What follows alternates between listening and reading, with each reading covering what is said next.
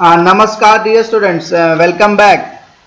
उम्मीद करता हूं कि आप लोगों ने मेरा पिछला सेशन देखा होगा और साथ ही साथ हमारे YouTube चैनल को भी सब्सक्राइब कर लिया होगा और प्ले स्टोर पर मौजूद हमारे दक्षिणम के ऐप को भी डाउनलोड ही कर लिया होगा और अपनी यूपी पुलिस और एनटीपीसी की तैयारी की ओर आगे बढ़ चले होंगे। तो चलिए इसी के साथ हम कुछ नए क्वेश्चनों का नया सेशन लाए हुए हैं। तो देखते हैं क्वेश्चन नंबर 1 से। हाल ही में क्रिसिल ने वित्त वर्ष 2021 में भारत की जीडीपी कितने प्रतिशत रहने का अनुमान लगाया है? क्रिसिल ने वित्त वर्ष 2021 में भारत की जीडीपी कितने प्रतिशत रहने का अनुमान लगाया है? तो जैसा कि आप स्क्रीन पे आंसर देख रहे हैं, -9%। -9% आंसर नंबर सी। ठीक है, तो क्रिसिल ने -9% जो जीडीपी है हमारी रहने का अनुमान लगाया है। ठीक है, क्रिसिल क्या है? ये जो क्रिसिल है वो एक तरह की रेटिंग एजेंसी है। क्रिसिल जो है वो एक तरह की रेटिंग एजेंसी है जो वित्तीय रिसर्च वगैरह करती है। ठीक है, साथ ही साथ जीडीपी, इसका क्या फुल फॉर्म होता है? जीडीपी का फुल फॉर्म होता है ग्रॉस डोमेस्टिक प्रोडक्ट। जीडीपी का परिभाषा क्या होती है? जीडीपी की परिभाषा होती है कि किसी देश की सीमा के अंदर उत्पाद हैं होने वाले घरेलू उत्पाद, साथ में जो सेवाएं दी जाती हैं, उसका जो मूल्यांकन किया जाता है उसे ही हम ग्रॉस डोमेस्टिक प्रोडक्ट यानी कि जीडीपी यानी कि सकल घरेलू आय कहते हैं। ठीक है, अब जब किसी भी देश की जीडीपी का आकलन होता है तो उससे हमें उसकी अर्थव्यवस्था की सही स्थिति मालूम पड़ती है कि वह स्वस्थ है या फिर अस्वस्थ है। ठीक है, चलिए इसी से हम अगला क्वेश्चन देखते हैं। हाँ, एक चीज मैं आपको और बता दूं कि इस समय जो लास्ट सर्वे हुआ था उसमें जो भारत की जीडीपी थी वो थी, उसका कुल आकलन निकाला गया था 2.72 लाख करोड़ यूएस डॉलर। ठीक है, 2.72 लाख करोड़ यूएस डॉलर जो हमारी लास्ट सर्वे हुआ था उसमें हमारी जीडीपी की कुल वैल्यू आई थी। मतलब कि कुल जो हमारा उत्पाद है, कुल जो हमारी सर्विस का मूल्यांकन किया गया वो इतने लाख करोड़ रुपए यूएस डॉलर में था। ठीक है, चलिए फिर देखते हैं अगला क्वेश्चन। हाल ही में जारी ग्लोबल इकोनॉमिक फ्रीडम इंडेक्स 2020 कौन? ग्लोबल इकोनॉमिक फ्रीडम इंडेक्स 2020 में कौन शीर्ष पर रहा है? तो इसका सही उत्तर जैसा कि आप स्क्रीन पे देख रहे हैं, हांगकांग जो है वो ग्लोबली इकोनॉमिक फ्रीडम इंडेक्स 2020 में शीर्ष पे रहा है। ये ग्लोबल इकोनॉमिक फ्रीडम इंडेक्स ये जो है ये कनाडा के द्वारा फ्रेजर इंस्टीट्यूट के द्वारा जारी किया जाता है। इसी में आप देख रहे होंगे कि आंसर नंबर बी सिंगापुर ये सेकंड नंबर पे इस बार रहा था और साथ में ही जो ऑप्शन नंबर ए भारत है वो 105वें स्थान पर आया है। इसकी रैंकिंग बहुत ज्यादा इस बार घट गई है। ठीक है, तो चलिए अगले क्वेश्चन की तरफ बढ़ते हैं। नेक्स्ट क्वेश्चन, हाल ही में central bank digital currency testing platform किसने लॉन्च किया है? ठीक है, हाल ही में central bank digital currency testing platform किसने लॉन्च किया है? तो इसका सही आंसर है Mastercard. Answer number B आप स्क्रीन पे देख रहे हैं, मास्टर कार्ड। मास्टर कार्ड ने ही central bank digital currency testing platform को लॉन्च किया है। इसका मतलब ये हुआ कि जो मास्टर कार्ड है उन्होंने जो आजकल नए नए बैंक डिजिटल करेंसी लॉन्च कर रहे हैं उनको कि वो सही है, वैलिड है कि नहीं, इसके लिए एक टेस्टिंग प्लेटफॉर्म लॉन्च किया है।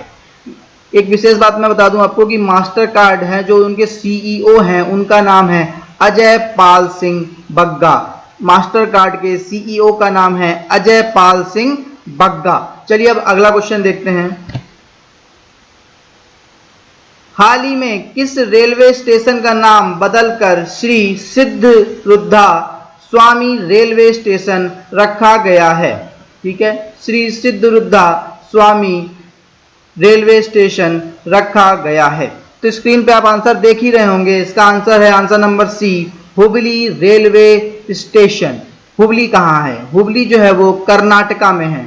ठीक है, मैं आपको एक विशेष चीज हुबली के बारे में बता दूं कि जो आजकल कोरोना वायरस चल रहा है इसमें जो प्लाज्मा थेरेपी के माध्यम से जो पहला पेशेंट जो सही हुआ था वो हुबली का ही था।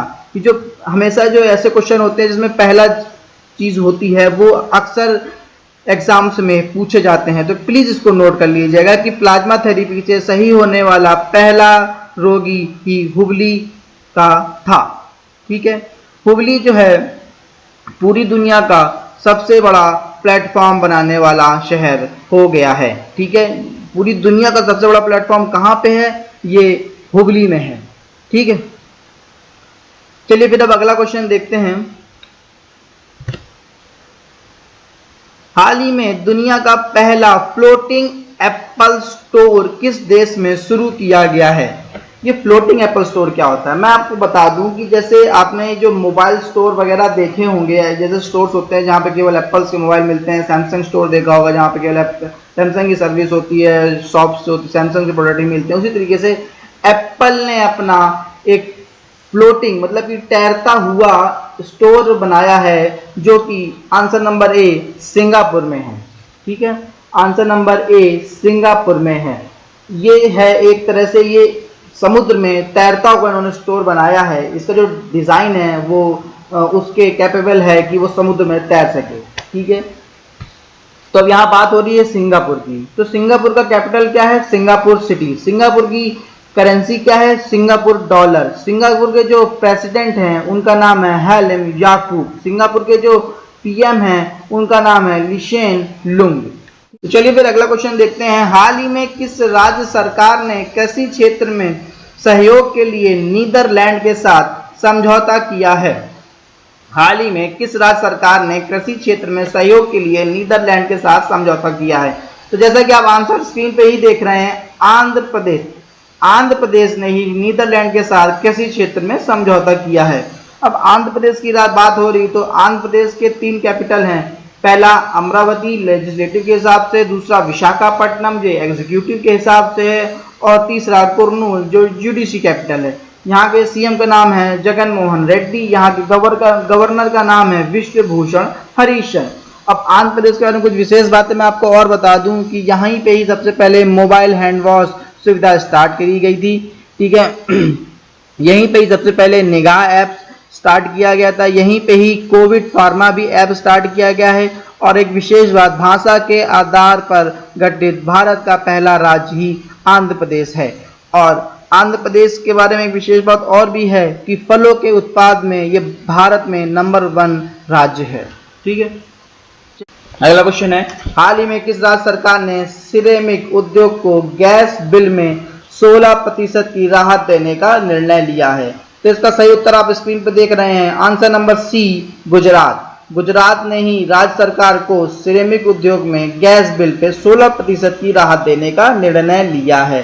सिरेमिक उद्योग, ये सिरेमिक उद्योग क्या है? आप घरों में अक्सर देखते होंगे जो टाइल्स होते हैं और ये जो कप होते हैं जिसमें आप चाय पीते हैं, यही सिरेमिक उद्योग कहलाता है। मतलब ये सिरेमिक से ही ये सब बनते हैं। ठीक है, तो इनको बनाने के लिए गैस काफी मात्रा में इस्तेमाल होती है, तो उसी पे ही राज्य सरकार ने 16% की छूट दी है। ओके, अब ये छूट कहाँ मिली है आपको बताया मैंने कि गुजरात में मिली है। गुजरात का कैपिटल गांधीनगर। गुजरात के सीएम विजय रूपाणी। गुजरात के जो गवर्नर हैं उनका नाम है आचार्य देवव्रत। और यहाँ की कुछ विशेष बातें भी मैं आपको बता दूं गुजरात की, जो याद करने लायक बातें हैं कि जो सोलर रूफ होती हैं, जो सबसे ज़्यादा सोलर इंस्टॉलेशन है, जो सोलर बिजली का प्रयोग करता है वो गुजरात ही करता है। ये इंडिया में टॉप पे है। ठीक है, जो सरदार सरोवर डैम है वो भी गुजरात में ही है। और एक बहुत विशेष बात, इंडिया में पहली बार इलेक्ट्रिक गनों का प्रयोग गुजरात पुलिस के द्वारा ही करा जाता है। ठीक है, चलिए अब अगला क्वेश्चन देखते हैं।